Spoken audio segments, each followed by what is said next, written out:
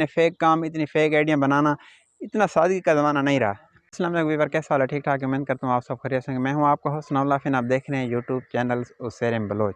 असर का टाइम है, जुमे का टाइम था। उम्मीद है कि आपने नमाज़ भी पढ़ी होगी। मैंने कहा कि अपने दोस्तों के साथ सलाम दुआ कर लें। उम्मीद है कि आप सब खैरियत से होंगे। अच्छा यार, आज आपकी एक ज़बरदस्त आपको बात बताने लगा हूँ। इतना सादगी का ज़माना नहीं रहा जितना लोग समझते हैं।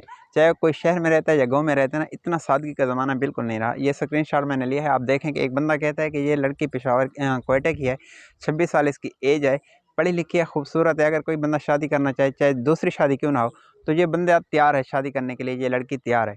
यार इतने फेक काम हर बंदा समझता है यार, इतना सादगी का ज़माना नहीं रहा। अल्लाह के बंदे, मरना है, कब्र के अंधेरे हैं, अल्लाह और उसके रसूल सल्लल्लाहु अलैहि वसल्लम का सामना है। मैं और आप मुसलमान हैं, एक मुसलमान बनकर ज़िंदगी गुजारें।